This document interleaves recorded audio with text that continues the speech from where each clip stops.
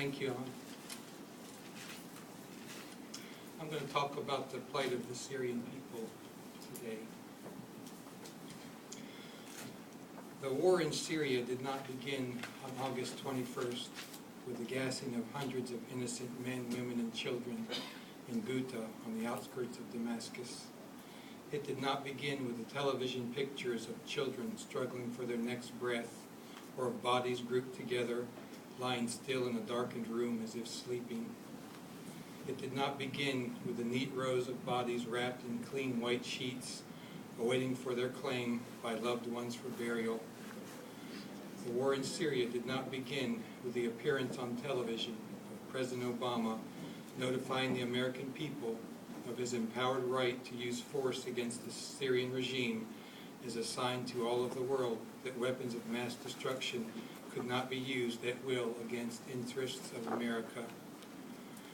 The war in Syria did not begin with a shortened summer recess and the return of the Senate to discuss America's involvement in yet another ambiguous civil strife, or of American weariness for war. And finally, the war in Syria did not begin with the proposals of Secretary Kerry and Foreign Minister Lavrov to remove the now revealed stockpiles of VX, mustard, or sarin-laden bombs from the hands of the heinous dictator of Syria to the betterment of the entire world, not to specifically mention to the betterment of our allies and best of friends in the immediate region.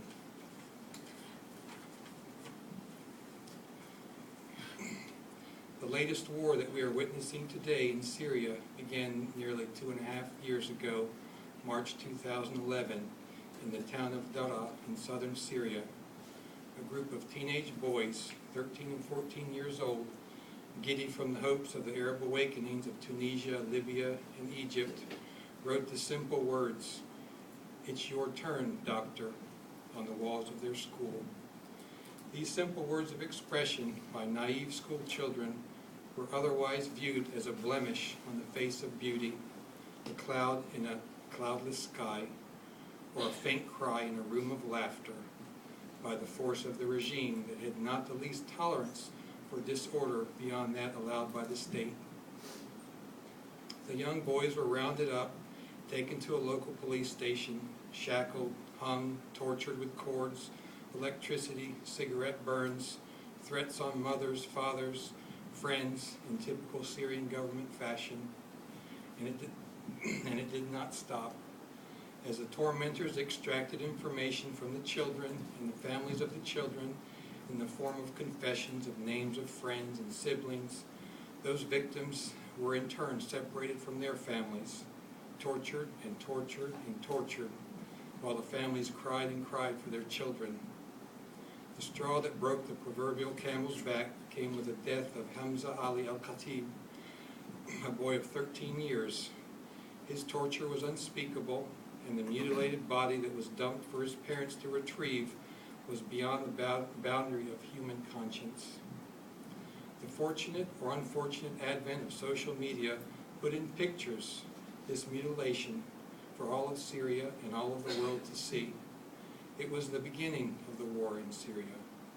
This was also the end of Syria, as many of us knew it, good and bad. The backlash of the Syrian people to the events in Daraa was a nearly complete outpouring of support from all members of the Syrian public without regard to background.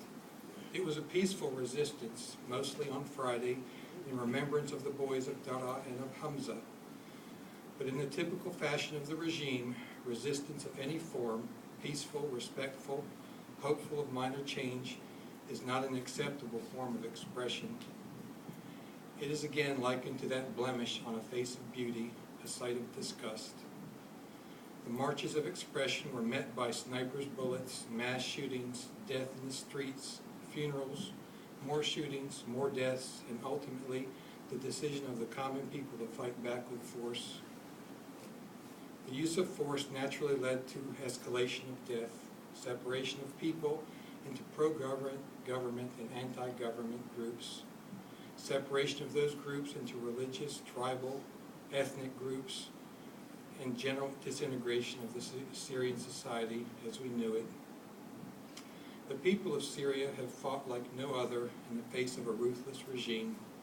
In Daraa, Homs, Baba Amr, Aleppo, Marat al-Numan, Deir Zor, Idlib, Qusair, the cities have turned into rubble. The civilians have been massacred with artillery, aerial bombing, missiles, and yes, chemical bombs, without regard to any form of life. They have turned the borders of Jordan, Lebanon, Turkey, Iraq into vast refugee camps, now numbering in the 2 millions, with another 5 million Syrians internally displaced. The people are without food, shelter, medicine, schools, or a known future. Over 100,000 are dead. Hundreds of thousands have been injured or maimed for life. All this for simple thoughts of expression on the part of a few brave schoolboys. This is the war in Syria today. It is not about chemical weapons. It is not about America or Russia or Iran or Hezbollah or Al-Qaeda or Islamic State of Iraq and Levant. It is about the people of Syria, the forgotten people of Syria, and their desire for a future where teenage boys can write on a wall and write in their paper and write on their Twitter and write on their forehead at will without the thought of dying, without another care in the world.